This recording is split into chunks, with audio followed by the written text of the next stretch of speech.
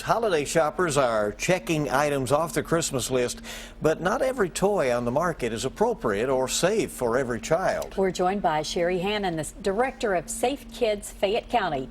Welcome, glad to have you here, and this is an important part of all of it, getting the right gifts. Those Christmas lists are being made, those letters to Santa are being mailed, so we need to make sure that kids are going to get the safe toys that they want. And what can you do to make sure that, that it is appropriate for their age and is safe?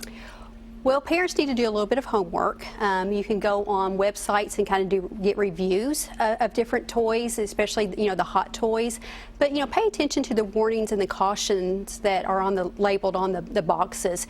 Kids see things on commercials on TV or in magazines and catalogs, and it looks cool, and they want them, but they may not be age appropriate, or there may be things that would make them unsafe for a particular age child. Well, I think obviously you think of a lot of things that aren't safe for the younger children, but also for older kids there can be a lot of dangers as well. Right, you get into a different kind of toy, and sometimes it's not really a toy. It's made for either adult supervision or for adults only. But once again, parents need to make sure that whatever a child is getting, that they have appropriate safety protective gear that goes with it.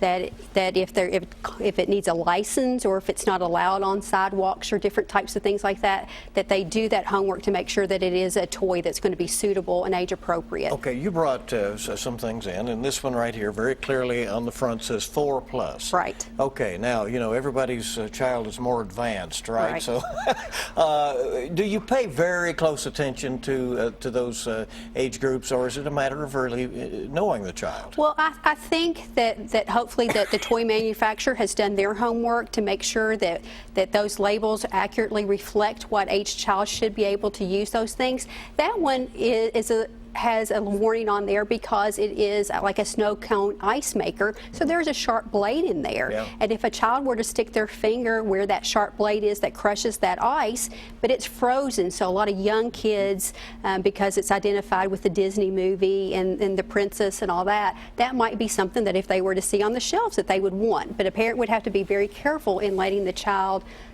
play with that unsupervised. All right, here is an Autotron 3+, it says. Yes. Yeah. Well, there's warnings on that because there's a lot of small parts that go along with that toy. So we want to make sure that a younger child who is prone to maybe putting things in their mouth would not get a hold of those young pieces or those pieces or parts and put them in their mouth. All right, foosball, I don't see an age limit on that one. Right, this is adult supervision. Yep. It also has a small parts warning. So even for something that might be for an older kid, if there are younger siblings in the home, parents need to separate those play areas, separate the toys, so that the younger siblings don't have access to the things that the older kids may have in the home. All right, very good information. Reminders. Thanks for coming. We appreciate it. Thank you.